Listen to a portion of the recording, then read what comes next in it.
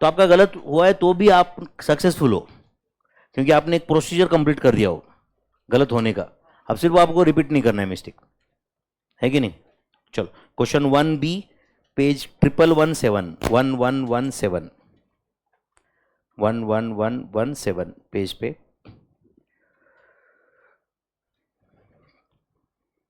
Yes, पढ़ेंगे question पहले। Online students हो सब लोग? किसी ने आंसर नहीं दिया था प्रीवियस क्वेश्चन का?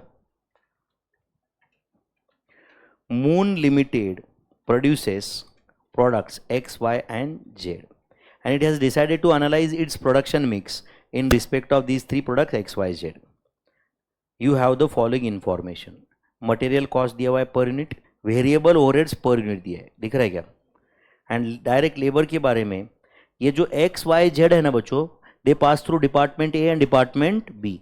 डिपार्टमेंट ए डिपार्टमेंट बी का रेट भी दिया हुआ है, आर्स पर यूनिट दिए हुए हैं, तो as good as labour cost per unit दिया हुआ है, as good as labour cost per unit दिया हुआ है, आर्स दिए, रेट पर यूनिट भी दिया है ना यार।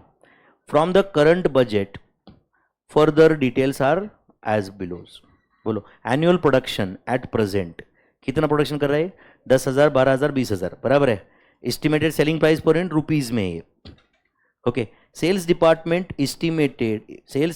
Estimates of possible sales in the coming year are, तो कमिंग ईयर के सेल्स का एस्टिमेट दिया हुआ है। There is a constraint on supply of labour hours in department A and man power can not बोलो be increased beyond its present level. तो अभी जितना प्रेजेंट लेवल पे वो मैन आवर्स है कौन से डिपार्टमेंट ए में, उससे ज्यादा बढ़ नहीं सकता है बोल रही है। अब क्या बोल रही है? आइडेंटिफाई द बोलो best possible product mix of moon limited, calculate the contribution from best possible product mix. क्या क्वेश्चन है? कौन से कंसेप्ट पे? की फैक्टर पे? की फैक्टर पे क्वेश्चन है ये, बताओ कैसे सॉल्व करेंगे? क्या लिमिटेड फैक्टर क्या है यहाँ पे? Labour hours of department A restricted है, कितने अवेलेबल है? करेंगे थोड़ी देर में अपन फाइंड करेंगे, अभी करना है क्या? हाँ ले लो, कैलसी पे ले लो। 10,000 इंटू 6 मेमोरी प्लस किए क्या? 12,000 into 10 memory plus 20,000 into 5 memory plus. Memory recall बताओ। 2,80,000 आवर्स अवेलेबल है उनके पास एट प्रेजेंट। नहीं समझा आपको? एंड उतना ही सप्लाई रिस्ट्रिक्टेड है। वो बोल रहा है कि अगले साल डिमांड ज्यादा है लेकिन उनके पास। नहीं समझा आपको? इस साल में जितने यूनिट्स बेचे उससे डिमांड अगले साल ज्यादा है उनके पास, बट वो डिमांड कंप्लीट नहीं कर पाएंगे वो, क्योंकि डिपार्टमेंट ए के आर्स रिस्ट्रिक्टेड है। बट जो एग्जिस्टिंग प्रोडक्ट मिक्स है उसमें चेंज तो कर सकते हैं ना। हो सकता है कि जिसका कॉन्ट्रीब्यूशन पर आवर ज्यादा है उसका प्रोडक्शन ज्यादा करेंगे। नहीं समझा आपको? करेंगे कि नहीं? एक बार क्वेश्चन पढ़ो फिर सॉल्व करते हैं।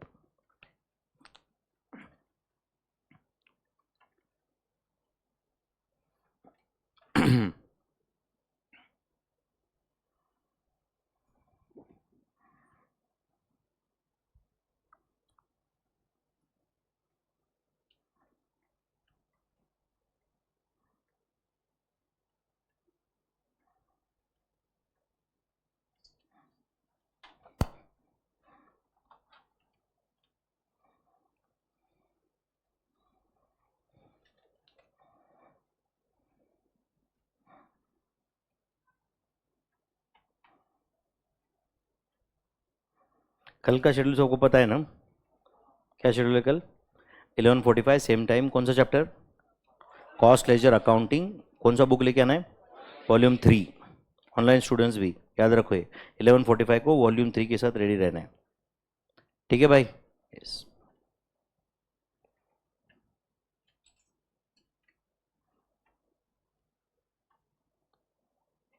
Again almost compulsory from exam point of view chapter है, समझ रहा है? ऐसा कोई एग्जाम नहीं कि एटलीस्ट एक क्वेश्चन ही है। एंड ये मार्जिनल स्टैंडर्ड तो कभी कभी उन्होंने 2-2 क्वेश्चन भी पूछे। आप मैं कॉपी में पेपर भी दिखा चुका हूँ, एक ही पेपर में 2-2 क्वेश्चन भी देखे हमने, एक 5 मार्क का एक 10 मार्क का, देखा है कि नहीं अपने? ये तो बहुत ही ज़्यादा इंपॉर्टेंट है। बट कॉस्ट लेजर अकाउंटिंग ऐसा, उसमें भी ऐसा एक भी एग्जाम पेपर नहीं कि जिसमें एक क्वेश्चन भी नहीं है करके, तो एटलीस्ट एक क्वेश्चन तो आएगा ही, 5 मार्क का, 10 मार्क का, वॉट एवर इट इज। समझ रहे हैं आपको? तो मिस मत करना कुछ, जो भी कुछ अपने 15 चैप्टर्स है अपने को हर चैप्टर बेस्ट पॉसिबल तरीके से करने। समझा क्या? चलो फिर, Moon limited produces product X Y Z, दिख रहा है आपको, and has decided to analyse the product mix in respect of these 3 products. तो अब बताओ क्या करना चाहिए हमने यहाँ पे? अपना जनरल स्टेप्स है की फैक्टर की क्वेश्चन सॉल्व करने के लिए, क्या है बोलो बोलो। पहले अपने को फाइंड करना पड़ेगा कंट्रीब्यूशन पर labour are of department A. सही है बच्चों? चलो राइट डाउन 1। अच्छा एक काम करेंगे, यहाँ पे कंट्रीब्यूशन पर आर पहले फाइंड करेंगे या की रिसोर्स अवेलेबल पहले फाइंड करेंगे? वो कर लेते क्या एक बार, वो खत्म कर देते, चलेगा ना? तो write down total labour hours available, total labour hours available in department A, total labour hours available in department, कौन सा डिपार्टमेंट है वो? ए ना, डिपार्टमेंट ए। बताओ कितने आवर्स अवेलेबल है? 6 hours per unit. Product x का 6 आवर्स पर यूनिट है ना, एंड एक्स का डिमांड कितना है? 10,000। फिलहाल अभी का 10,000 से मल्टीप्लाई करूँ या 12,000? 10,000, वो तो अभी का है ना यार, 12,000 अगले साल का डिमांड है वो, एंड अभी का जितना कैपेसिटी यूज हो रहा है उतना ही उनके पास अवेलेबल है। दिया है कि नहीं क्वेश्चन में? 6 hours per unit into 10,000 units, plus अब वाई के पर आवर कितने यूनिट, हाँ बोलो आवर्स कितने? 10 hours per unit into 12,000 units. सही है बच्चों? एंड बताओ प्रोडक्ट जेड के आवर्स पर यूनिट 5 आवर्स है क्या? तो 5 आवर्स पर यूनिट, सही है ना बच्चों, into 5 hours per unit into 20,000 units, answer 2,80,000। मतलब statement showing allocation of key resource में पहला लाइन क्या रहने वाला है, ये मिल गया अपने को, की रिसोर्स अवेलेबल, समझा है नहीं? Total labour hours available in department A लिख दिया आपने। अभी अपन अपना जनरल स्टेप फॉलो करते हैं। अब ये तो रूटीन टाइप क्वेश्चन बन गया ना यार, कंट्रीब्यूशन पर आवर फाइंड करेंगे, statement showing allocation of key resource बना देंगे। क्या लिखो पहले बताओ? Statement showing calculation of contribution पर labour hour of department A and priority ranking. Write down statement showing calculation of, statement showing calculation of, showing calculation of contribution per labor hour, contribution per labor hour of department A। लगे तो थोड़ा और detail करो, bracket में contribution यहां पे लिखा है ना, उधर ब्रैकेट में लिख देना की फैक्टर, मतलब labour are of department A key factor है, लिमिटेड है ना वो। Statement showing calculation of contribution पर labour hour of department A and priority ranking. ठीक है भाई, एंड प्रायोरिटी रैंकिंग। कितने प्रोडक्ट्स है तुम्हारे पास? 3। तो write on particulars X Y Z, बराबर है, particulars X Y Z.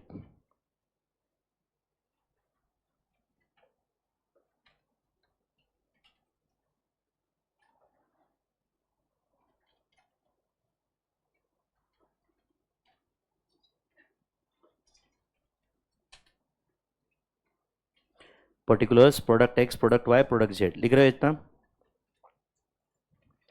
Statement showing contribution पर लेबर आर ऐसा कुछ है,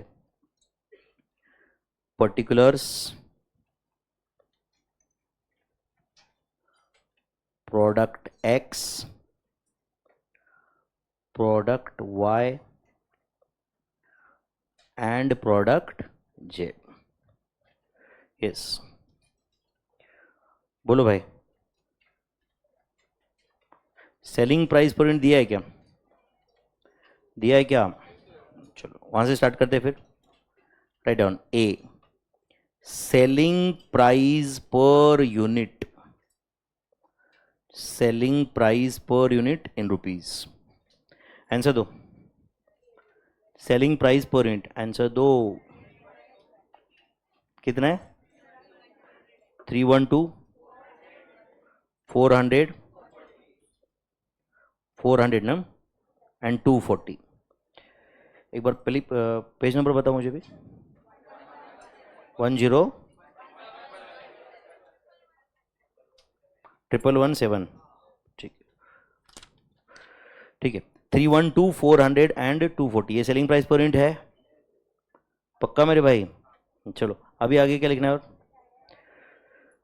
direct material cost per unit, direct material cost per unit कितना है? Material cost per unit,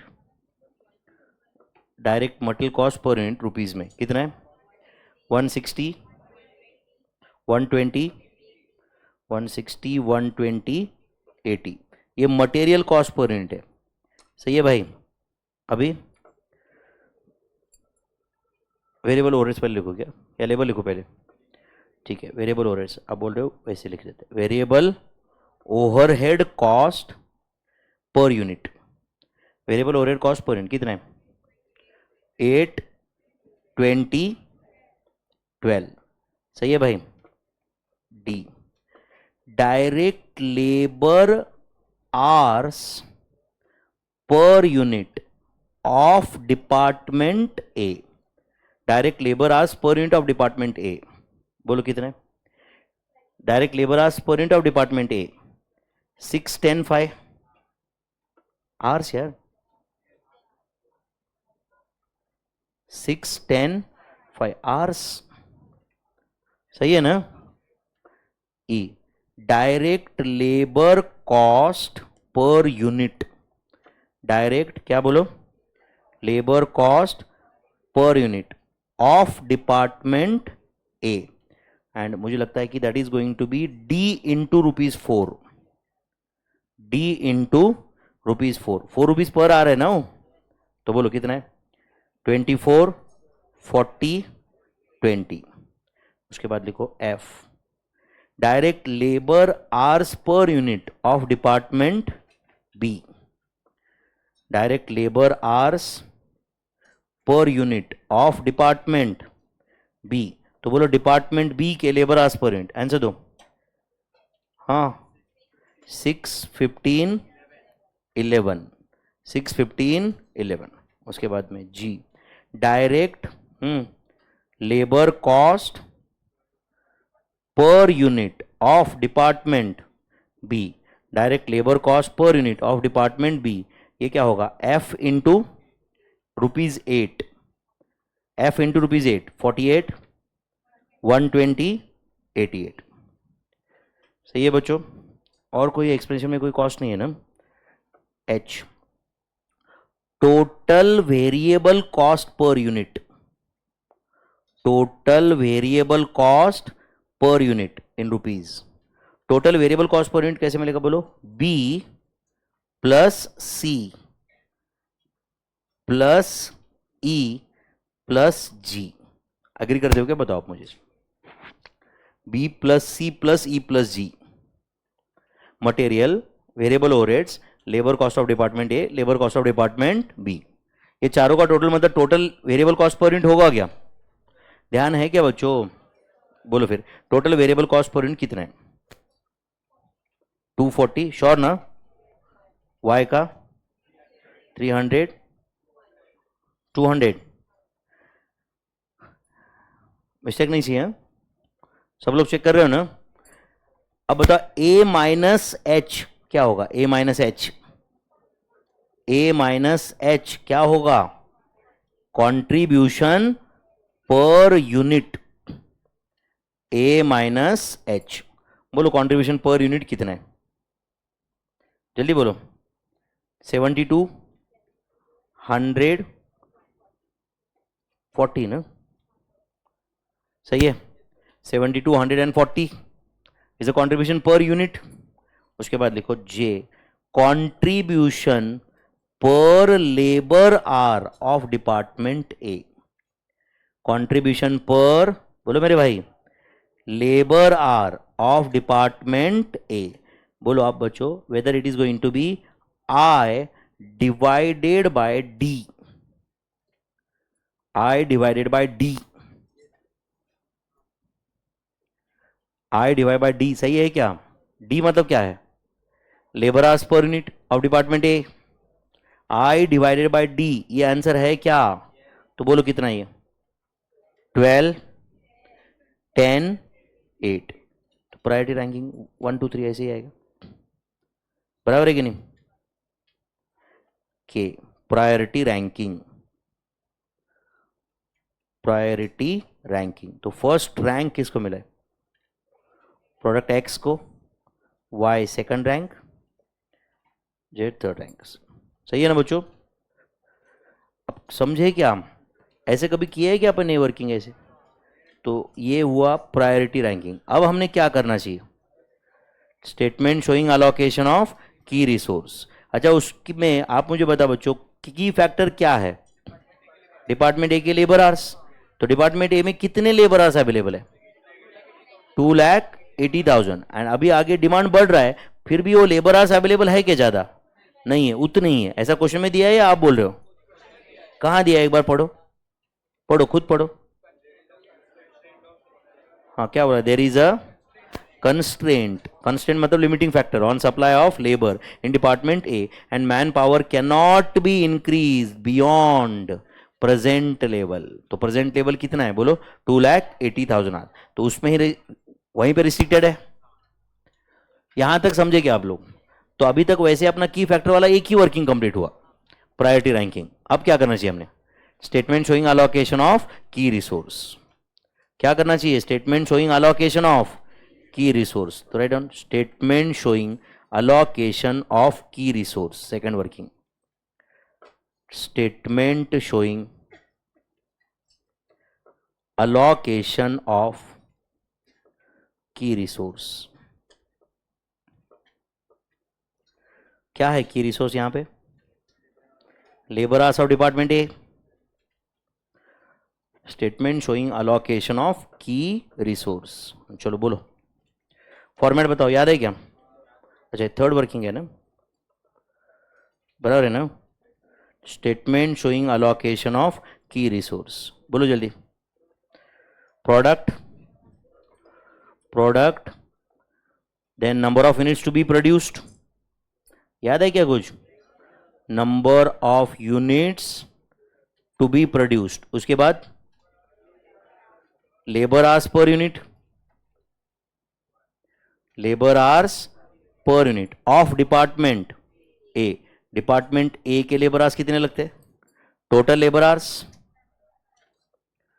total labour hours required, balance labour hours, balance labour hours. ये table अपने को complete करना है। फिर प्रोडक्ट, उसके बाद में number of units to be produced. सही है ना बच्चों? Products, number of units to be produced, number of units के बाद, नंबर ऑफ यूनिट्स के बाद labour hours per unit, total labour hours, balance labour hours. पहले क्या लिखना चाहिए शुरुआत में हमने? Key resource available, key resource available कितना है?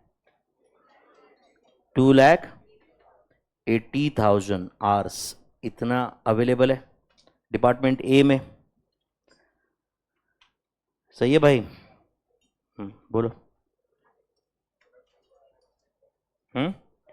प्रोडक्ट एक्स, पहला प्रेफरेंस अपना वही है ना। अब प्रोडक्ट एक्स का डिमांड कितना रहने वाला है बताओ अगले साल? 12,000। एंड उसको कितने आवर्स लगते हैं पर यूनिट? डिपार्टमेंट ए में 6 आवर्स। तो 12,000 इंटू 6, 72,000 आवर्स है क्या अपने पास?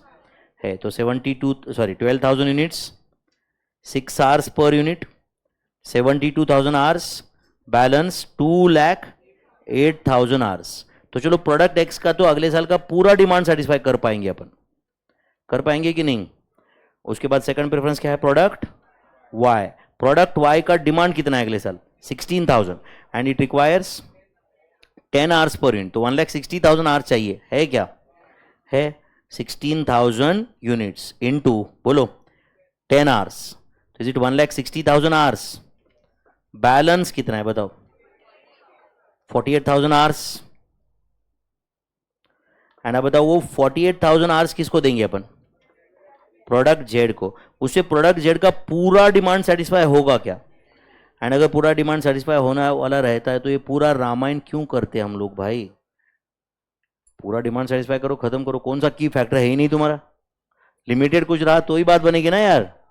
हाँ चलो बोलो, कितना है डिमांड प्रोडक्ट जेड का? 24,000 and it requires 5 hours per unit, तो 24,000 इंटू 5, 1,20,000 आवर चाहिए इसको, है क्या? नहीं है, तो क्या लिखेंगे बैलेंस ब्रैकेट में? याद है क्या आपको? Balance resource used. समझते कि क्वेश्चन में एक पैटर्न रहता है, बस अपन वो एक बार समझ ले, कुछ भी आपको कॉस्टिंग जैसा इजी पेपर नहीं मिलेगा। बैलेंस रिसोर्स यूज्ड, हाँ बोलो।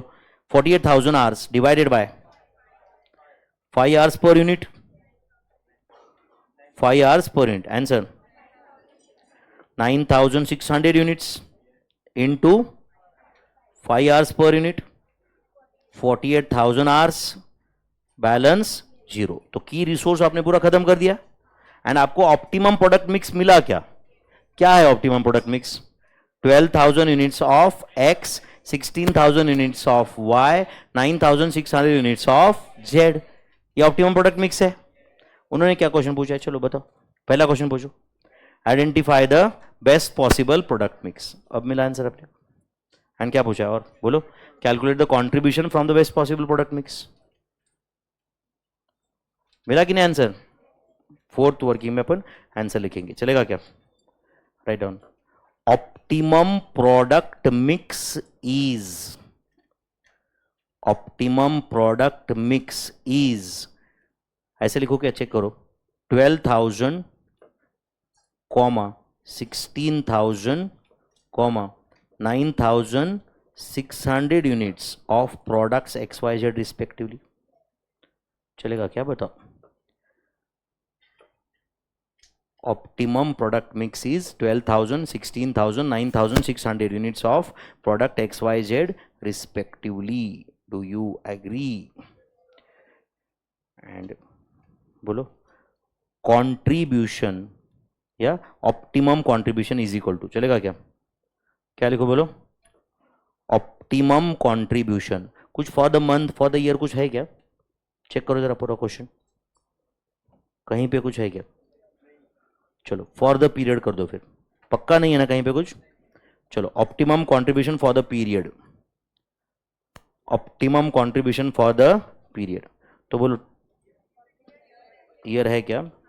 फॉर द ईयर लिखो, optimum contribution for the year. चलो 12,000 यूनिट्स ऑफ एक्स बराबर है ना, इनटू बोलो कितना है रुपी, कितना? 72 पक्का, plus 16,000 units of Y into 100 rupees, 100 सही है, plus 9,600 units of, 9,600 units of Z into rupees 40। ये तीनों का टोटल बताओ। 28 lakhs 28,48,000 is the optimum contribution for the year. Optimum contribution for the year कितना है optimum contribution? 28,48,000 is the optimum contribution and ये optimum product mix भी मिला आपने को।